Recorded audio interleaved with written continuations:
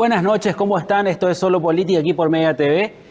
Bueno, hoy tenemos un programa muy particular, ¿verdad? Por todo lo que pasó en la Cámara de Senadores en la mañana de hoy, donde la suerte estaba echada, se decía desde la semana pasada, en el caso de Javier Vera, alias Chaqueñito.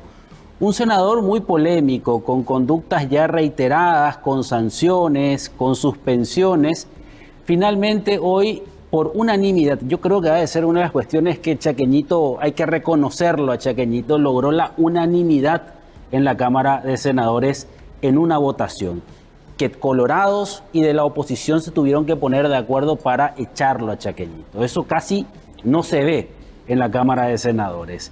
Todos contra todos, pero esta vez todos juntos para sacarlo a Chaqueñito.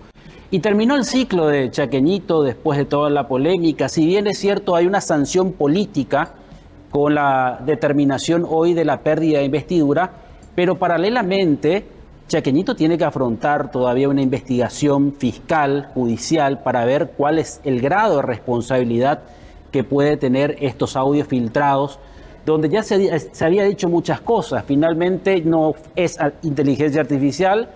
Ahora hay que ver lo que dice la contraparte. Según Chaqueñito, este audio está montado, que se sacó todo de contexto. Esto ya tiene que determinar la justicia. Pero políticamente hoy el Partido Colorado, el oficialismo en el Congreso, Cámara de Senadores, perdió un voto. El sector de Cruzada Nacional ganó de nuevo un escaño. Se puede conformar o se puede ver una conformación distinta a partir de ahora en el Congreso cuando jure la señora Lucía Mendoza la semana que viene como nueva integrante, digo ya permanente, nueva integrante, porque ella ya había ocupado por 2 meses ese curul cuando precisamente Javier Vera era suspendido por 60 días sin goce de sueldo. Me dicen que mañana Chaqueñito va a presentar una nota para poder retirar todo su aporte jubilatorio. Hay que recordar que los senadores y diputados tienen un aporte de casi 8 millones de guaraníes mensuales a la caja de jubilados del Congreso del Parlamento. Así que va a tener recursos como para emprender, según me habían dicho. Bueno, ya está con nosotros la senadora Yolanda Paredes, una de las protagonistas hoy acá en el Congreso. ¿Qué tal, senadora? ¿Cómo estás? Bienvenida. Adelante, por favor. Permiso. Bueno, muy cansada me imagino, ¿eh? Sí, la verdad que escuchando muchísimas cosas hoy, senadora.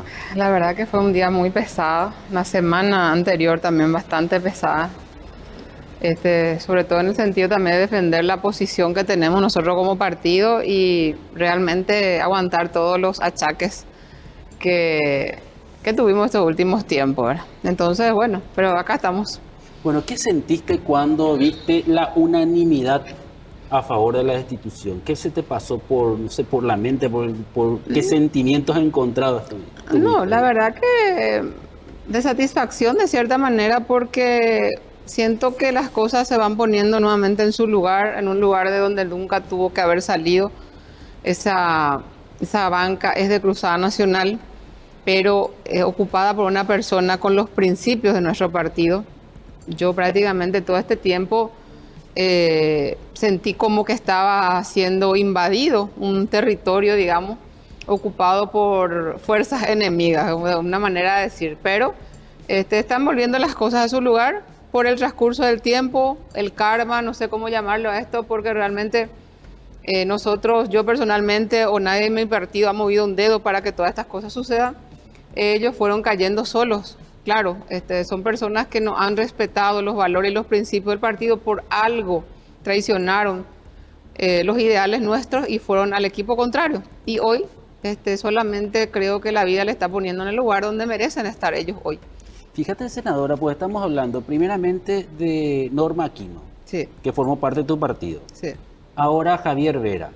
Y queda Zenaida Delgado. Zenaida Delgado también, que está en esas condiciones de varias cosas también. Ya hemos denunciado con relación a ella. No, el cartismo no ha tomado medida con ella, porque son votos útiles y baratos, siempre digo yo. ¿Por qué barato? Barato en el sentido de que sabemos que dentro del Partido Colorado hay una competencia feroz muy grande. Ellos juegan con beneficios económicos, sobre todo distribución de la riqueza entre comillas, en la distribución de poder. Entonces estas personas, evidentemente que por poca cosa son fieles, leales, porque le prometen, como por ejemplo la vivienda económica que le quisieron dar a Chaqueñito y también le dieron a la parentela de Zenaida O sea Delgado. que la gente que estuvo con ustedes, hablo de los senadores particularmente, no se fueron gratis ahí a sentarse en el oficialismo. Pero por supuesto que no, desde el momento que uno ve que personas allegadas, amigos, parientes de ellos están ocupando cargos, tienen hoy ellos una vida que está lejos de lo que realmente, a lo que ellos podían tener acceso. Cuando nosotros le conocimos, nos conocemos todos, como vemos en qué condiciones hicimos la campaña electoral 2023. Entonces, hoy en día están ellos muy lejos de esa realidad temporal que les toca, porque no creo que lo que fácil viene, fácil va. Es un adagio que todos conocemos y me parece que se está dando con ellos. Y tienen que ser también consecuentes. Tuvieron este tipo de acto ruin, mezquino con nosotros. Y por supuesto eso es lo que absorbió el cartismo.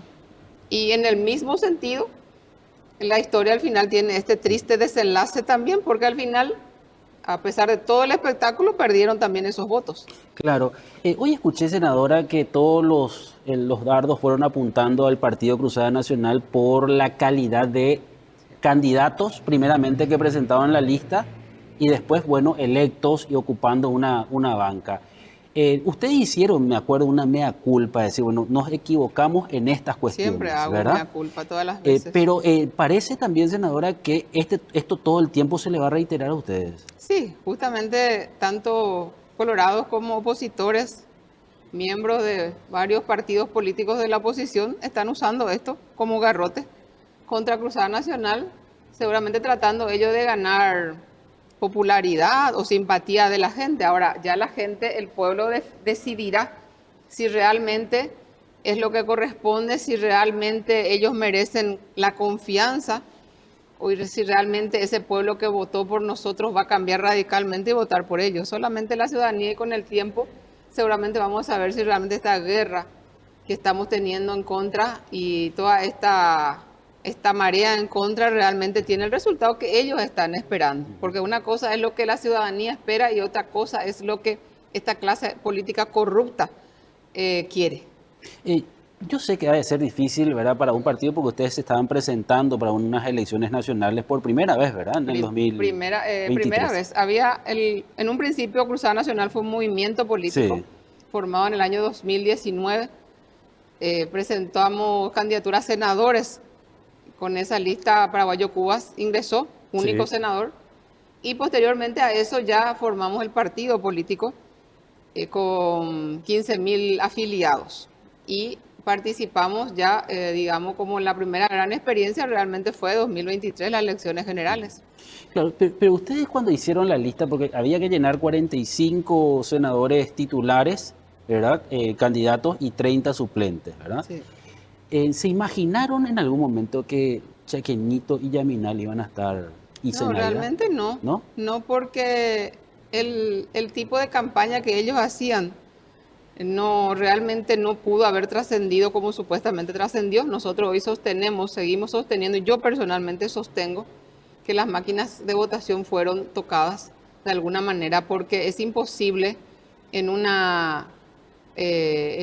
cálculo matemático que justamente entren 4 impresentables dentro de nuestra lista y no hayamos tenido ni uno solo que me acompañe en esta gran cruzada que hemos emprendido. En nuestra lista hubo de todo, Pero son 45 cuatro personas. impresentables le incluían entonces a José Oviedo. Sí, ¿Sí? claro, porque él también traicionó los ideales del partido. Entonces, ¿por qué no se queda dentro de los ideales dentro Pero de él Cruzada decía, Nacional? me echaron. Yo No, escuché no, que él no, decía, no. me echaron. Él nunca se quiso amoldar a lo que es Cruzada Nacional. Ellos tienen, ellos se hicieron una vez que llegaron, se hicieron todos los guapitos, de que ellos llegaron por sus méritos y nadie llegó por sus méritos. Ninguno de esos 4 tiene capacidad suficiente por sí mismo para ser líderes nacionales y haber llegado por sus propios votos. O sea, ni Todos se votos, colgaron de Paraguayo ni Cubas. votos ni dinero. Ni menos de dinero. Estuvimos haciendo los cálculos últimamente. El caso de José Oviedo aportó 1.500.000 de tesorería. Yaminal 50, 100.000 con suerte. Zenaida Delgado 13 millones y un poco más, seguramente 100.000 aquí, 100.000 allá, porque así nomás eran los aportes en Cruzada. Era 100.000 guaraníes, 50.000 eran rifas, hacíamos hamburgueseadas. ¿Pero para qué usaban esa plata, senadora? El Movilidad. el partido político, mover un partido político cuesta muchísimo dinero, muchísimo dinero. Lastimosamente, no podés hacer un partido sin dinero. Y ahí lo que grande la gente se equivoca, y menos ahora con este sistema electoral. Porque con este sistema electoral, acuérdense que existe la ley de financiamiento político. Y para que vos tengas hecha la estructura conforme a lo que dispone la ley de financiamiento político y el control que se debe tener, necesitas un equipo jurídico muy bueno y un equipo de contadores, sobre todo, muy bueno. Y eso cuesta plata. ¿Por qué te parece que hoy hay la cantidad de movimientos independientes prácticamente queda nulo, bajó muchísimo? Porque ¿cómo mantenés eso? No es fácil. Entonces, se ha optado en estas municipales, por ejemplo, de hacer alianzas, que era la mejor manera, tipo de economizar tiempo y dinero, y también enfrentar la estructura, porque Claro. hoy en día, como es un sistema preferencial, de votos preferenciales, el candidato 1 como el candidato 12 tienen que gastar más o menos la misma cantidad de plata. Ahí corre mucha plata. Y lo que nosotros nos dimos cuenta también, que lastimosamente el cambio en este sistema preferencial ha facilitado el ingreso de dinero proveniente de actividades ilícitas. Lastimosamente esa es la experiencia. Entonces, en ese contexto, en ese mar de cosas, Cruzada Nacional, nosotros tenemos el orgullo de haber hecho una campaña de forma limpia, absolutamente, con los aportes de las personas de 50, de 100.000 guaraníes, Es cierto que Payo recibía giros de todos lados. de 5.000 guaraníes, de 10.000 guaraníes, que tenemos contabilizado. Imagínense gente que ha aportado lo que no tenía, pero ese 5.000 guaraníes valía tanto como $1.000.000, porque era una persona ilusionada con un cambio. Entonces, yo por lo menos demasiado valoro ese aporte que ha hecho la ciudadanía y que ha apostado en Cruzada Nacional. Por eso soy tan firme y soy tan inquebrantable en mis ideas y en mis convicciones ahí adentro. Porque yo no entré ahí para ser amigo de nadie, ni a tomar cafecito con ellos, ni a tomar tereré. Yo entré con ideales muy bien formados y sobre todo comprometida con una ciudadanía que espera respuestas de nosotros. Entonces queremos hacer una política distinta, una política que va contra el sistema que actualmente opera en Paraguay. ¿Cuál es el sistema? El prebendarismo, el clientelismo, el tráfico de influencias. Ese es el sistema que opera, independientemente a lo que sería el Partido Colorado, porque el Partido Colorado nunca hubiera sido lo que hoy es si no hubiera tenido la complicidad de los partidos de la oposición. Ahora, aparte de perder la investidura, el senador, bueno, el que fuera ya senador Javier Vera, ¿qué perdió más, Chaqueñito? Y Aparte, perdió plata, va a tener que volver a trabajar, volver a lo que era antes seguramente, o no sé, o si ha hecho fortuna con relación a lo que ha ganado en estos meses. Vamos a ver cómo le va, ¿verdad? No le deseo el mal, porque no hay que desearle el mal a nadie, pero como creyente, estoy convencida de que cada uno estamos en el lugar que merecemos estar. cuando escuchaste el audio, dijiste, estoy convencida de que es así Chaqueñito, que es pedófilo, ¿o no? Pero hace rato que eso viene circulando dentro del Congreso. Eso ya se sabía hace rato. Ahora que no tomaron las decisiones correctas es otro tema. Ya el año pasado nosotros ya circulaba esos rumores. El único tema era que los videos o audios no filtraran a la prensa. Y tal es así que por lo visto ahora en estos días filtró a través de alguien se fue a extorsionar con esos audios y videos y bueno, no tuvieron otra que ya, una vez que ya estaba publicada por todos los medios periodísticos, ya asumir esa situación y deshacerse de él, porque literalmente tenían que deshacerse de él. Sí, porque finalmente es cierto, o sea, hay que hablar de las cosas como son, senadora, ¿verdad? O sea, que tenía protección política, obviamente tenía. Es la única manera que puedo llegar a jurar, porque mucho la gente dice, no, era el suplente en Bururú. No es cierto, él no es suplente en Bururú. El suplente uno de Cruzada Nacional es Walter Kovilaski, que es el que tuvo que haber asumido ya la titularidad aquella vez cuando Bururú no pudo jurar. ¿Por qué eso? Porque Bururú tenía medida cautelar, nomás no tenía condena y no estaba acusado de violación de menor, como es eso también lo que hoy estuve escuchando, que mis propios colegas de la oposición decían que era un acusado por violación en aquella época, por eso no podía jurar. Y, Eso se dio después, en el contexto, se dio posteriormente ya. Bueno, en ese sentido, en aquel momento cuando Bururu tenía que jurar, como no podía, tenía que haber asumido el suplente. Pero ¿qué hizo el cartismo? Le vistió, le arropó a Chaqueñito, le trajo y le hizo jurar. Con 8.000 votos, nunca pudo haber estado sentado en esa banca. Ni un solo día tuvo que haber estado ¿Bururu sentado. cuántos votos tuvo? ¿Quién? Bururu. Bururu tuvo casi 60.000 votos. 60.000. ¿Y vos? ¿Qué senadora? Yo tuve 149.000 votos. Yo soy la senadora más votada de la oposición. De la oposición. De la oposición. En primer lugar está Beto Velar con 250, creo, 150.000. Y después estoy yo, con 149.000. Entonces, se imaginarán ustedes el compromiso que yo tengo con la ciudadanía. Yo no estoy ahí para joder ni para perder mi tiempo. Hay un compromiso real y yo quiero cumplir. Ahora, senadora, cuando salió este tema de que la casa que vendiste, que era de Itaipú, que no tenías que haber hecho eso, ¿qué explicación diste? Sí, y voy a dar una vez más. En Itaipú, Vía Nacional, existe un consejo de administración, está integrado por los directores de Itaipú, la margen derecha e izquierda, Brasil y Paraguay.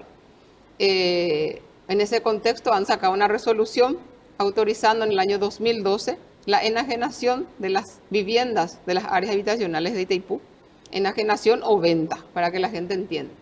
Y estas ventas estaban autorizadas a que lo realicen tanto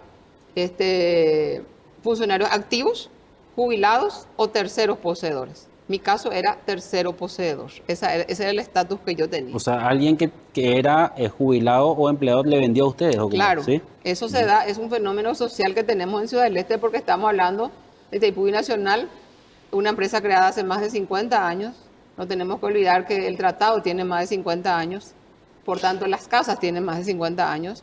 Y cuando fueron terminando las obras, terminando los servicios inherentes a tales obras, entonces quedaron los funcionarios de aquella época ocupando las casas. Pero después, como ya había esa posibilidad de comercializar los derechos y acciones, pues bien, se fue pasando de mano en mano. Tal es así que hoy prácticamente ya no existen funcionarios activos ocupando como moradores de esas casas. Entonces, esa falacia que quieren implantar en la opinión pública, de que solamente funcionarios de Itaipú pueden ocupar la casa, es mentira. Eso fue así hace 50 años, sí, fue así, es cierto, pero hace más de 30 años que eso cambió la historia. Entonces, yo no cometí ninguna ilegalidad. Es más, es una jugada baja y sucia que quisieron hacerme a los efectos de desacreditar mis opiniones y sobre todo los cuestionamientos tan rigurosos que yo tengo contra la estructura del oficialismo cartista. Eso es lo que quisieron hacer. ¿Vos sos anticartista, senador? Totalmente, porque ¿Sí? yo considero que Horacio Cartes es una desgracia para el Paraguay. Él y su billetera, porque en la billetera de Horacio Cartes es lo que sostiene esto. Este abuso de poder que hoy tenemos en Paraguay está colgado de la billetera de ese señor. Y al otro lado dicen, necesitamos de Horacio, pues dicen el Partido Colorado, necesitamos de Horacio por el bien del, de su billetera, del partido lo que y del Paraguay, dicen. De su billetera lo que necesitan de ese señor, porque ese señor, yo les digo, pagó la enfermedad de algunos senadores cuando se enfermaron, de algunos diputados, ahí estuvo ese señor palmando. Cuando tuvo problemas con un préstamo, estuvo el señor para prestarle. Cuando ellos se endeudaron para la campaña, justamente para las campañas 2023, ahí estuvo Horacio Cartes. Entonces, él es el papá Guazú que solventa toda esa estructura, porque todo eso cuesta. Y hay muchísimos senadores y diputados pelagatos. Entonces, ¿de dónde solventar esa estructura prebendaria sin plata? Porque un senador, justamente en estos días estuve hablando con senadores colorados y me dicen, ¿ustedes cuánto piensan que nosotros necesitamos para ganar, para ser senador por el Partido Colorado? ¿Cuánto le dije? Mínimo 2 millones, 2 millones de dólares. 2 millones de dólares. Ese es el nivel que se maneja dentro del Partido Colorado. Y yo quiero saber nomás si el simple mortal, ciudadano, honesto, colorado, porque hay muchos colorados también honestos y trabajadores, ¿cómo van a hacer para acceder a una banca del Senado dentro del Partido Colorado? Misión imposible. Misión imposible. Y eso justamente A lo mejor fue nuestra manera errónea de ver las cosas, seguramente de dar oportunidad a gente que no tiene condiciones económicas, que supuestamente eran parte de ese pueblo necesitado, olvidado, de falta de infraestructura. Quisimos darle oportunidad a esa gente. ¿Qué pasó? Esa gente llegó y pasó a ser parte directamente de sus verdugos. Esa es una realidad y no resultó. No resultó, y de eso hay que aprender, por supuesto. Y estoy aprendiendo cada día, estoy aprendiendo algo nuevo en esto. O sea, para ustedes parece que la lista de suplentes era más conveniente. Claro, eso también quiero aclararle a la gente que no entiende de política, pues yo también voy aprendiendo, pues yo no soy la super politóloga. Hace 3 años nomás que estoy en el Parlamento, voy aprendiendo. También aprendo el código electoral. ¿Qué pasa con las listas de suplentes? Las listas de suplentes son la lista del partido. O sea, que vos pones 45 candidatos a senadores, van a interna, porque nuestro partido fueron a interna. Entonces ahí se mueven. El que estaba a 2 pasa al 6, el del 10 pasa al 11, no hay problema, se mueve eso. Pero la lista de suplencia es cerrada y es bloqueada. Y es puesta por los partidos. O sea, los suplentes sí pusimos nosotros. Si vos me decís, si hoy mi suplente falla, ahí sí ya me puede decir, le pusiste. Y yo te voy a decir, sí, yo le puse. Bueno, o mi partido le puso. Claro, no yo, pero mi partido le puso. Porque después, finalmente, yo me quedé confundido cuando decía el Walter Kobylanski, ¿verdad? Sí. Decía, yo pagué la campaña de Chequeñito. O sea, que era el candidato del senador Walter. Sí, él Chequeñito. Tenía mucha afinidad con él, le sentía pena, le veía como una persona, ¿cómo te dije? Una persona que era del pueblo, que llevaba en su día a día el ajetreo de las necesidades de un ciudadano común, pensando que eso podría llegar a ser tipo una revolución dentro del Senado. Él apostó por él. ¿Y cuánto gastó? Con suerte 50 millones. Ahí no hubo, en Cruzada Nacional no hubo derroche de dinero. Y es más, otra cosa también que dice mucho el tema de Walter Kobylanski, porque es un señor con capacidad económica que él mantuvo el partido. Negativo. Nosotros, por lo menos, compañeros, nunca permitimos que nadie mantenga el partido. ¿Por qué? Porque nadie mantiene gratis. Siempre va a haber un a cambio de. Y si nosotros llegábamos a la presidencia, Payo a la presidencia, yo a la senaduría, o el equipo a la senaduría, no podíamos estar hipotecados. Si nosotros llegamos hipotecados, debiéndole a un empresario... No iban a poder hacer nada. No íbamos a poder hacer nada. Yo no iba a poder decir ni la mitad de lo que digo si yo estaba hipotecada con un empresario. Ahí o llegás libre de compromisos económicos con la gente, o mejor te callas. Que es lo que muchos ustedes ven, lo que sucede ahí. La gente se calla porque se acomoda, porque su patrón es el que le palmó la campaña. Y en mi caso no tengo nadie que me haya palmado la campaña. Bueno, vamos a ir a la platea un ratito para escuchar las preguntas de los muchachos y las chicas que están acompañándonos a nosotros aquí con Yolanda Paredes. Bueno, tu nombre y la pregunta, por favor. Hola, buenas noches. Yo soy Axel Reyes. Tengo una pregunta para la senadora. ¿Sí qué piensa sobre volver a la lista cerrada y a las papeletas? Ok. Muy bien, gracias. Buena pregunta, ¿verdad? Es el gran debate nacional. La gente quiere volver a las papeletas. Y no es loco pensar en eso, partiéndolo de la base que la poca preparación que tiene nuestra gente. Estamos hablando de la gente del campo, que le pones de un día para otro frente a una máquina, una gran máquina, y vos le decís, bueno, te vas y tenés que ir a votar. La pobre, ¿cuántas abuelas y abuelos tuvieron que supuestamente ser asistidos por otras personas? O sea, eso ha generado un tráfico de votos bastante ruin y ha influido definitivamente en los resultados. Pero ahí te dicen, si volvés a la máquina, si volvés a las papeletas, el conteo para el desbloqueo es una locura. Ellos lo que te dicen los técnicos, no sé si... Sí, pero yo lo que veo por la experiencia que yo veo en otros países, he visto, por ejemplo, papeles tipo cartulina, como una cartulina, y con todas las candidaturas dentro de la cartulina, y tranquilamente se va la gente. Creo que fue en Bolivia que estuve mirando, tranquilamente van y marcan. O sea, si hay voluntad política, y nosotros, ¿cuánto lo que somos? Somos 6 millones de habitantes, de los cuales 3.500.000 habilitados, de los cuales votan 2.600.000, no vamos a poder controlar eso.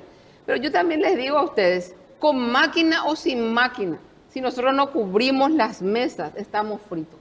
No se va a respetar la voluntad popular en este país porque siempre van a ser los poderes fácticos, aquellos poderes ocultos, esos son los poderes fácticos, los poderes ocultos que están detrás de los políticos, esos que nos muestran la cara pero que pagaron la campaña. Esos son los que al final van a volver a ganar si nosotros no cubrimos las mesas de votación. Entonces eso yo creo que es un mensaje que quiero dejarle sobre todo a los jóvenes. El compromiso de ese día D es demasiado importante. Queremos cambiar la historia de este país, queremos oportunidad para los jóvenes, queremos producir empleo en este país. Tenemos que ir contra ese sistema. El sistema hambreador es lo que está liquidando este país. O sea que no sé, en el Paraguay no se ganan las elecciones en las urnas, sino que en las mesas. En las mesas. ¿Por qué? Nuestra legislación dice que el escrutinio público y fiscalizado que dice la ley se realiza en la mesa. Si vos en la mesa no hiciste tus reclamaciones, si no dejaste constancia en las actas, es prácticamente como que vos estás consintiendo que ahí no pasó nada. Entonces, ¿qué llega? En la hora del juzgamiento de las actas, ¿qué pasa? Que estamos los apoderados y están los jueces electorales. Miramos acta, mesa 35, Colegio Nuestra Señora del Huerto. ¿Tiene algún acta de incidencia? Nada. Nadie dijo nada. Ah, bueno, está todo ok. Figuran los números, ok. Chau, terminó. Se cerró. El momento que uno debe hacer los reclamos es el día D en la mesa y hay que hacer el acta de incidencia y hay que mandar a anular las mesas. Si ustedes ven ese día que los ancianos están siendo asistidos por los mismos nietos, porque ahí aparecen 20 nietos para una abuela. Si ustedes ven, si la gente ve, si los veedores ven, los miembros de mesa ven eso se tiene que anular esa mesa. Pero eso se tiene que hacer ahí, en el momento. Después es cuento chino. Ahora, senadora, mirando un poco lo que se viene, bueno, las municipales, yo la vez pasada me enteré, Payo, candidato a concejal de Ciudad del Este. Sí, estaba en ese proyecto de concejalía en Ciudad del Este. Sí, pero ya está listo, él va a ser candidato. En un principio sí, la verdad que tendríamos que preguntarle cómo está ahora mismo, pero ellos están en conversación. Porque hay una alianza con un sector del PLRA. Hay una alianza con el PLRA porque lastimosamente no se pudo unificar la lista yo creo, y se tuvo que abrir dos listas, dos listas de concejales realmente. Y hablando de Ciudad del Este, pues, en reiteradas ocasiones te escuché, Yolanda, tu crítica hacia Miguel Prieto. ¿Le consideras a él? ¿Cómo le consideras a él? Pues yo escuché en algún momento, era muy soberbio. Totalmente. Así no se puede construir. Y más todavía con el modelo que tuvimos en el 2023, o nos bajamos toda nuestra grasa mata o esto no va a funcionar. Y lo que este muchacho demuestra en su recorrido es que él es bastante soberbio y no admite competencias. Entonces va a ser muy difícil así. Yo creo que sobre todo la humildad en la hora de conversar con los otros sectores es demasiado importante. Tal es así que en Ciudad del Este no pudimos hacer, por ejemplo, una sola lista de concejales porque ellos se cerraron y dijeron no. Nosotros vamos a ser yo creo. Y si vos Cruzada Nacional querés un lugar, te vamos a dar uno. Pero hay un problema. Tampoco vas a poder usar tu número ni tu camiseta. Vas a usar nuestra camiseta. Entonces, me parece que esas cosas no se hacen. No se hacen cuando querés construir algo. Y sobre todo cuando tenés en la mira un 2028 donde queremos hacer el cambio. Porque, ¿qué va a hacer la municipalidad? Yo siempre le digo a la gente de Cruzada Nacional, ¿qué es lo que vamos a hacer en la concejalía? Es más empedrado, más pozo artesiano, no sé qué vas a hacer. Vas a pintar la vereda. Pero los cambios reales en Paraguay lo haces desde la presidencia de la República, el Poder Ejecutivo, a través de los ministerios. Ahí podés hacer los cambios reales que este país necesita. Y eso, llámese salud, llámese educación, llámese seguridad, llámese empleo. Empleo para nuestra gente. No podemos seguir exportando pobreza. Hace poco nomás, yo por lo menos me sentí muy ofendida cuando... ¿Disminuyó la pobreza, decían? La pobreza de ellos sí, pero la pobreza de nuestra gente no. Vieron que estuvieron promocionando el empleo móvil, circular, no sé qué. Llevarle a paraguayo desempleado a España. Eso es crear fuente de trabajo. Eso es crecimiento, progreso económico para un país, pero jamás exportar pobreza va a ser sinónimo de progreso. Entonces hay un modelo que no nos ayuda. ¿A qué está ayudando este modelo económico? A llevar a nuestros jóvenes fuera del país. Vos hoy recorres el interior del país y le encontrás a la mamá, al papá, al abuelo y al abuelo nomás ya.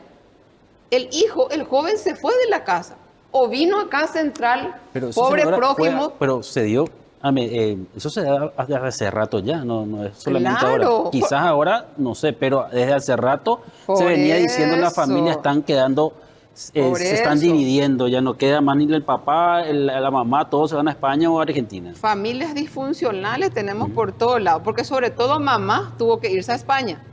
Y ustedes saben que cuando mamá no está en la casa, todo hogar se descontrola. Y eso es lo que más está pasando. Y está llevando a los chicos también a la drogadicción, a abusos, a vicios. O sea, todo es un círculo vicioso.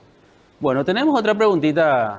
Sí, por favor. Senadora, una consulta. ¿Y por qué crees que la vez pasada ya no hubo, o sea, los votos necesarios para la expulsión de Chaqueñito del Senado? Una Porque linda- presentaste vos, decías, ¿verdad? Yo presenté un pedido de investidura y solamente 5 me firmaron. Y ahí hubo de todo un poco. Hubo senadores con miedo, senadores que estaban siendo amenazados, tipo si vos firmás y le querés echar a fulano, nosotros también vamos a pedir tu pedido de investidura. Y la gran camada colorada que no podía deshacerse de su voto útil, porque ahí Chaqueñito no es persona, es voto. Tiene cara de voto y no tiene cara de gente. Entonces, no podían desprenderse en aquel momento. Entonces, hasta lo último, trataron de evitar, buscando una excusa, supuestamente de que había las resoluciones respaldatorias de las casas y toda esa historia rara que ustedes escucharon. Pero ahí sí, por ejemplo, había la pérdida de investidura, el uso indebido de influencia fehacientemente comprobado porque ahí había los documentos. Ahí sí, por eso yo hice ahí, porque yo como abogada sé que necesito documentos. Ahí sí cumplíamos todos los requisitos, pero no tuve el acompañamiento. Pero Y bueno, no tuviste ni de José ni de la gente de la oposición, senadora. José Oviedo la vez pasada nos decía en nuestro programa, en Buenas Manos, decía, hicieron todo mal, se hizo mal.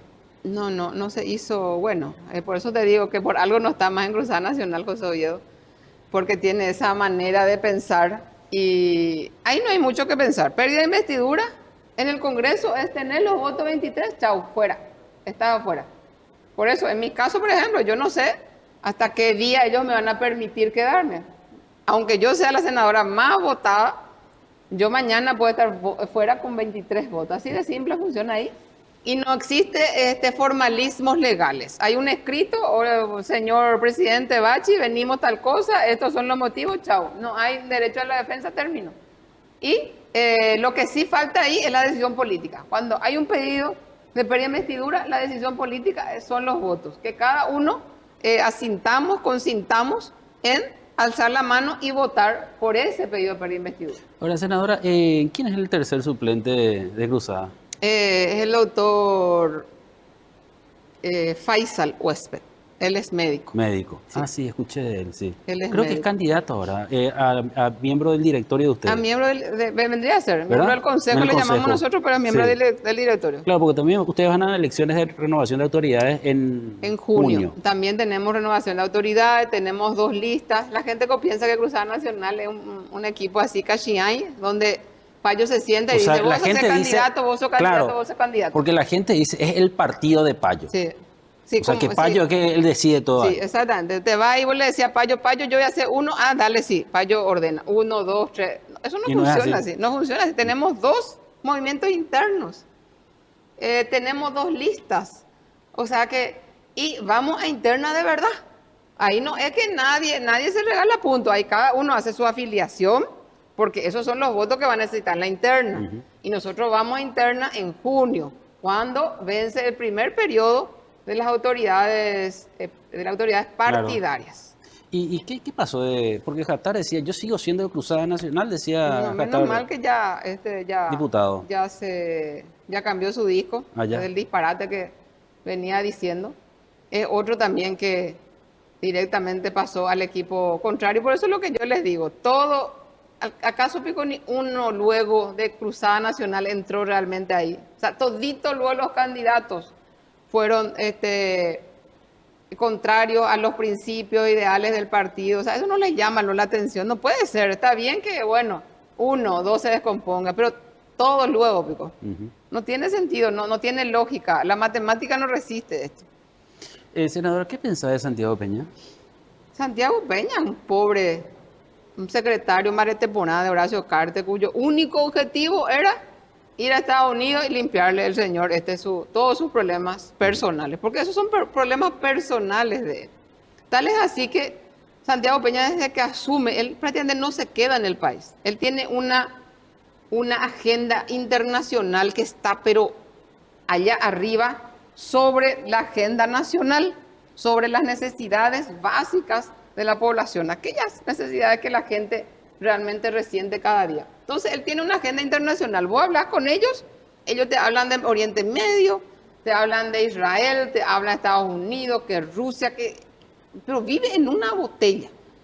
Pero no ha aterrizado ni un milímetro. Y las veces que viene, cuando hace su discurso, generalmente dice disparate. ¿Por qué eso es? Porque él no tiene noción de las cosas, él no tiene contacto con la población. Él dice lo que los perros le dicen en el oído. Y cuando él transmite, generalmente dice una estupidez, porque no existe esa conexión. Él tiene otro plan, otra agenda, y es la agenda que él sigue. Entonces, ¿cómo podemos nosotros esperar que él resuelva los problemas? Por ejemplo, el transporte público. ¿A quién se le ocurre? Ellos supuestamente tenían una mesa negociadora con los transportistas. Llegó el día, los transportistas le dejaron en bola y le metieron a toda la gente en una carrocería y le llevaban a su trabajo. ¿Les parece? Porque eso es cosa así que uno puede permitir como presidente de la República, que tu gente sea transportada en camión de carga. O sea, hemos llegado demasiado fondo porque las políticas públicas están a cargo de secretarios nomás. Secretarios, luego se dice los ministros, secretarios de Estado. Entonces, el pobre secretario de Estado hace esto, hace lo que puede, nadie lo le respeta, porque Setrapán no le respeta a nadie. Por eso tomaron esa actitud donde ellos se creen dueños y señores de la situación, tal es así que hoy se niegan a pagar la multa. Ese día sábado que ellos no dieron el transporte público, Tenían que pagar una multa. ellos hoy tienen que pagar una multa porque faltaron a una cláusula contractual. No, ellos ahora se niegan. Ahora quiero ver quién les va a exigir. Quiero ver quién les va a ejecutar. Quiero ver quién le va a llevar a tribunales a los efectos de recabar ese y hacer que ese importe ingrese a las arcas del Estado. Ahí pues está el desafío grande. Ahí pues lo que se necesita de mano dura. Ahí lo que necesitamos pues un presidente que golpee la mesa y defienda los derechos de la gente. Y esa es la ausencia que hoy tenemos. Senadora, por último, en breve, así cortito. ¿Vamos a tener un Senado diferente después con la salida de Chaqueñito, sí o no? Y yo no, con Chaqueñito o sin Chaqueñito, nosotros en la oposición no tenemos votos per se, por sí mismo. Nosotros dependemos, O sea, ¿todo va a seguir igual? todo dependemos de la disidencia colorada. Ajá. Si nosotros logramos hacer algún nexo con ellos y ellos consienten, tal vez podamos llegar a hacer algo distinto. Pero así como estamos hoy, no pasa nada. No pasa nada. No pasa nada. Nosotros seguimos necesitándole a los demás. ¿Y qué va a cambiar? Siendo que el oficialismo maneja sus resortes y, como te digo, dan un hueso aquí, un hueso allá y se distraen los muchachos con los huesos. Y realmente perdemos el foco de lo importante, de lo urgente que nuestra gente necesita. La ciudadanía necesita cambios urgentes y atención urgente a sus necesidades básicas. Un famoso Socangüe nomás entonces, ¿eh? Socangüe Pepe, Socangüe lo otro. Muy bien. Senadora, muchísimas gracias por estar con nosotros. Muy Bueno, amable. gracias a ustedes. Estuvimos con Yolanda Paredes, senadora de Cruzada Nacional. Pausa, ya volvemos.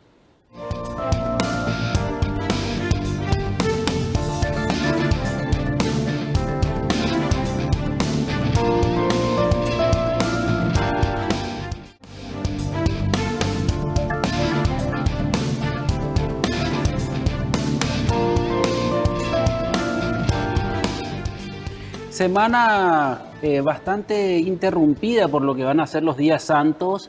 Ya se firmó el decreto de asueto para los funcionarios públicos el día miércoles. O sea, creo que hasta mañana van los funcionarios públicos. Después ya es asueto el día miércoles. Y bueno, y tenemos también esto que se presentó en el Congreso. Hoy ya tuvo la sesión de la Cámara de Senadores. Mañana no sé si la Cámara de Diputados, lo veo medio difícil, pero está convocada una sesión extraordinaria en la Cámara, ordinaria en la Cámara de Diputados, que va a concluir un poco ya la semana acortada por estos días santos. Bueno, es interesante hablar un poco acerca de cuál es la visión, cuáles son los temas que conversan en las universidades, desde los centros de estudiantes, sobre la realidad política. Si hablan solo de política, como se llama este programa, o hay otros temas, pero en este caso vamos a hablar un poco solo de política. Julio Cabañas Montenegro, 26 años. Bienvenido, tenés una trayectoria ya con 26 años bastante cargada dentro de los gremios. Julio, ¿cómo estás? Bienvenido. Buenas noches, Luis. Buenas noches a toda la audiencia. Sí, yo soy militante estudiantil. Empecé en el colegio. Sí. Hoy día estoy en la universidad. Soy de la Facultad de Ciencias Sociales. Fui miembro del Consejo Directivo de la Facultad de Ciencias Sociales. Fui presidente del Centro Estudiante de la Facultad de Ciencias Sociales. Y hoy me toca ser representante estudiantil ante el Consejo Superior Universitario de la UNA. Vos estuviste en el Centro de Estudiantes del Colegio Nacional de la Capital, Sí, ¿verdad? Presidente. yo fui presidente del Centro Estudiante ¿En qué del Colegio año sería Nacional de la eso? Capital. En el año 2017. Porque vos sabés que es interesante desde el punto de vista político, ¿verdad? Porque siempre se habló de que el Centro de Estudiantes del Colegio Nacional de la Capital es un centro muy fuerte, donde también sirve para una escuela de formadores de líderes políticos. ¿Te sirvió mucho ser presidente del centro, Julio? Y realmente para mí fue el logro más significativo, Ujú. ¿verdad? Fue el espacio de militancia más duro que tuve. Realmente ahí eh, te formás, te formás porque te formás, ¿verdad? En política hay que entender que el Colegio Nacional de la Capital es el primer colegio del Paraguay, reconstructor de la patria, después de la guerra de la Triple Alianza.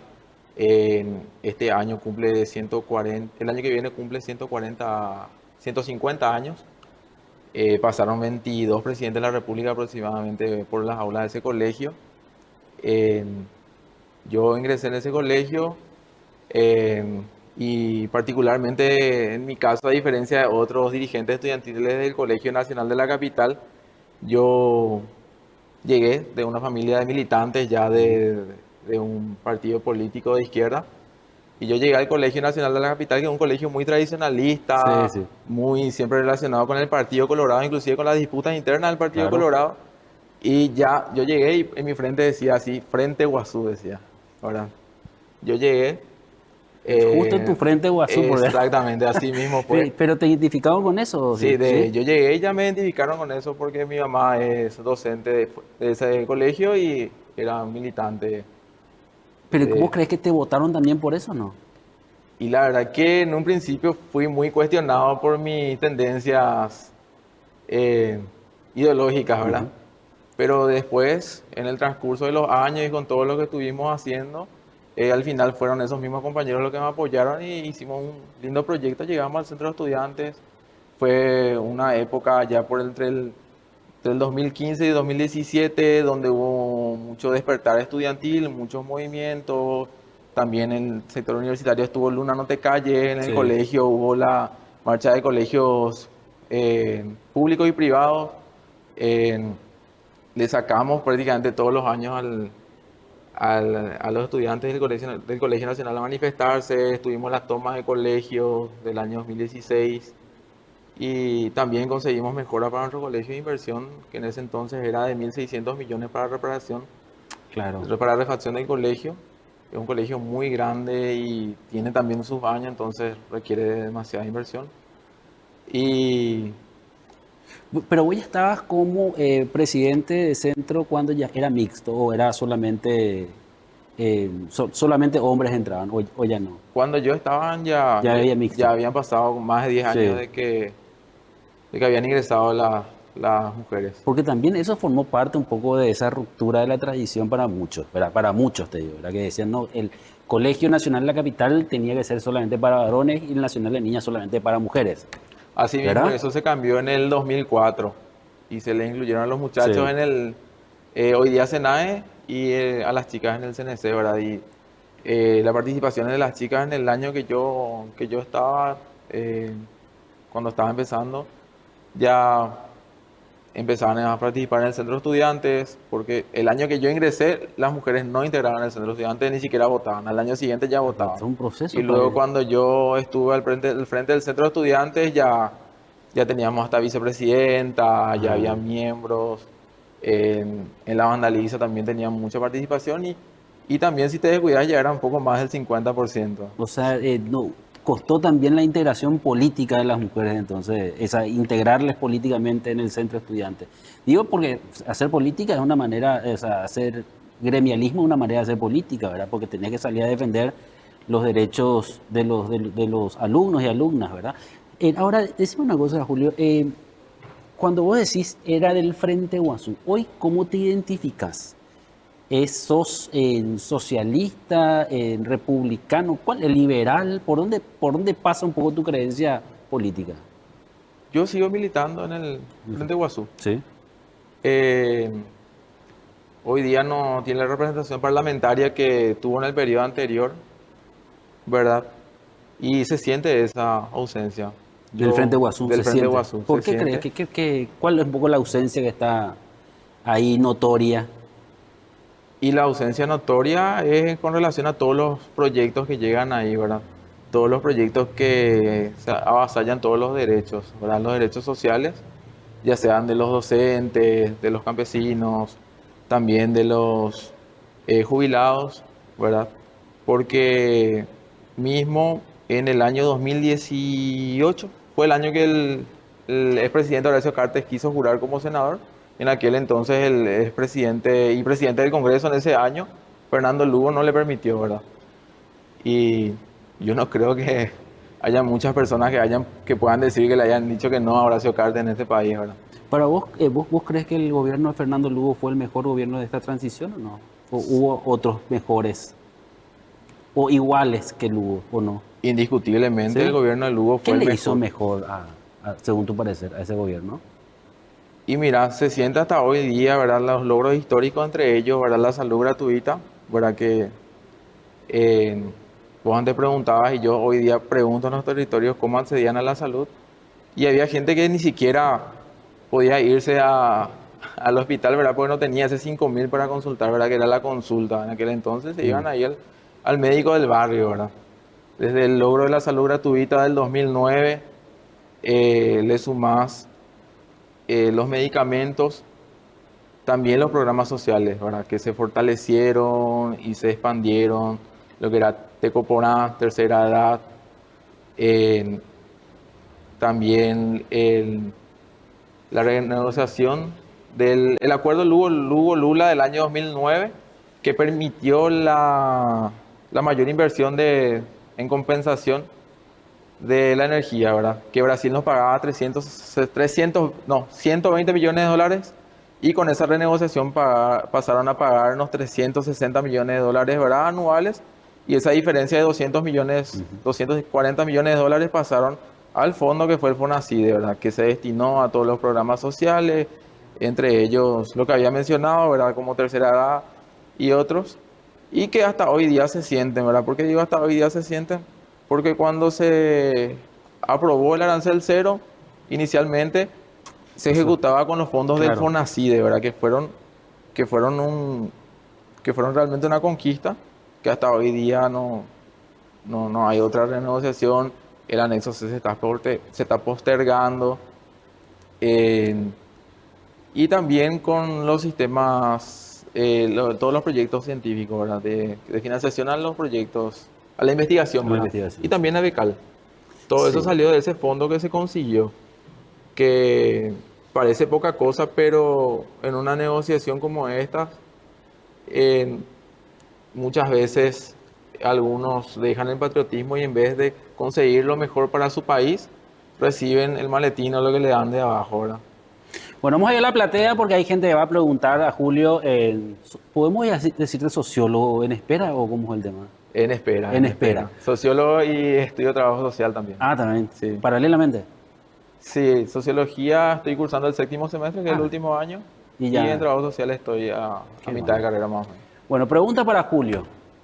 Buenas noches, sí, mi nombre es Nazareno. Le quería hacer una consulta también. Como bien comentó que era estudiante del Colegio Nacional La Capital, Quería preguntarle cómo influyó esa militancia siendo ya también dirigente ahí en la parte del Colegio Nacional de la Capital, a también a futuro, que así como en la Faxo y en todo lo que va a ser tu carrera profesional, en qué grado llegó a influenciar eso?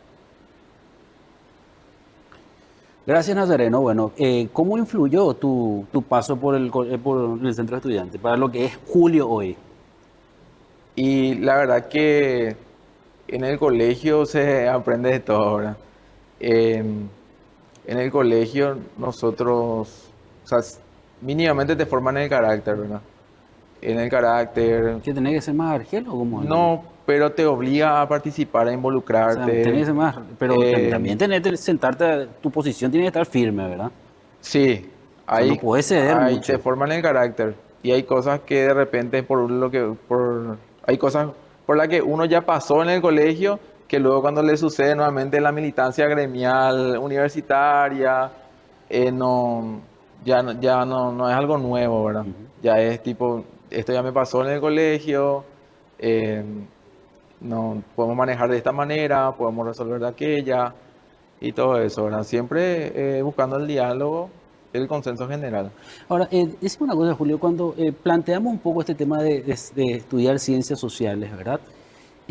Todavía parece que no hay una mayoría de jóvenes que quieran ingresar en la carrera, o sea, son muy limitados, ¿verdad? Las personas que quieren formar parte o ser sociólogos o tener esa formación. ¿Por qué crees? Y realmente Porque te puedo asegurar, Julio, te Sí, van a decir, no, yo, ¿qué querés ser? Abogado, ¿verdad? sí. O sea, la gente hoy, y siempre se dice hasta ahora, ¿para qué lo necesitamos más abogados? Te dicen, ¿verdad? O sea, todo el mundo quiere estudiar porque dice que es una carrera básica. Pero sociología, ¿por qué crees que no se estudia y hay que estudiar? Actualmente la Facultad de Ciencias Sociales de la UNA cuenta con más de 1.000 estudiantes matriculados, ¿verdad? Eh, Básicamente yo creo que para estudiar tanto sociología como trabajo social uno tiene que tener cierto interés, cierto compromiso social, ¿verdad? Ujú. ¿Por qué? Porque tanto como para estudiar sociología, como para estudiar trabajo social, uno necesita estar comprometido de manera ética, de manera moral, y también tener ese interés, ¿verdad? De profundizar en los problemas sociales, ¿verdad? Ya Se pueden sea aportar mucho, ¿verdad? sí, ya sea en salud, educación, en las condiciones laborales, en, en trabajo social, por ejemplo, hay un compromiso directo, ¿verdad? Que uno cuando tiene esa matrícula de trabajador social, o sea, es como que está habilitado a realizar informes socioeconómicos, hasta informes judiciales, ¿verdad? De, de- de la condición de socioeconómica de la vida de una persona. O sea, uno incide directamente en la Sí. vida de una persona y manejar eso de manera irresponsable Y aparte después el sería comportamiento de la espantoso. sociedad, ¿verdad? Como para ir pensando en políticas públicas, ¿verdad? O sea, creo que es una carrera demasiado interesante desde ese punto de vista. Otra preguntita, la última. Muy buenas noches, Julio. Me gustaría saber tu punto de vista como joven, como estudiante actualmente. ¿Qué pensás del gobierno de Santiago Peña? Que ahí te dejó pensando, te Gracias, tiró ahí un, ¿qué se puede decir? gracias, realmente es una pregunta. ¿Cómo agarras esa pregunta? Y mira, yo creo que lo que prometió Santiago Peña, o sea, una de las primeras cosas que prometió fue que la gente iba a tener más plata en sus bolsillos, ¿verdad? Hace unos meses nos hablaban del grado de inversión, de todas las conquistas a nivel macroeconomía, pero a nivel microeconomía no se siente eso, ¿verdad? Porque el ministro declaró economía de guerra, porque esa economía de guerra está justamente en lo micro, en lo que es la calle, en lo que es el jornalero, el obrero, el mensualero, ¿verdad? El que está tratando de llegar a fin de mes, y eso no se logra, no se logra. Y también sumar a todo esto que es un presidente totalmente servil a los intereses de los extranjeros, ¿verdad? En este caso del presidente Donald Trump, o sea que es un presidente totalmente errático que dijo que iba a acabar, con Irán, que iba a terminar una guerra en 12 días, ahora son como 4 semanas, y bueno, nuestro presidente, por ejemplo, forma parte de su Consejo de la Paz, por así llamarlo, y sabemos que él está ahí solamente pagando un préstamo, ahora pagando una deuda que es la de haberle limpiado a Horacio Cartes, ¿verdad? Y todo esto a nosotros nos perjudica porque todo ese conflicto ahora se repercute a través de la suba de combustible, ¿verdad? Y sabemos que si sube el combustible, sube todo, ¿verdad? Y el costo de vida es mayor para todas y todas, y bueno, el pueblo padece, así como estuvo padeciendo en estos días que tuvimos paro de combustible, que ya es un tema aparte también con la gente de Cetrapan, que siempre ellos, según ellos, trabajan a pérdida.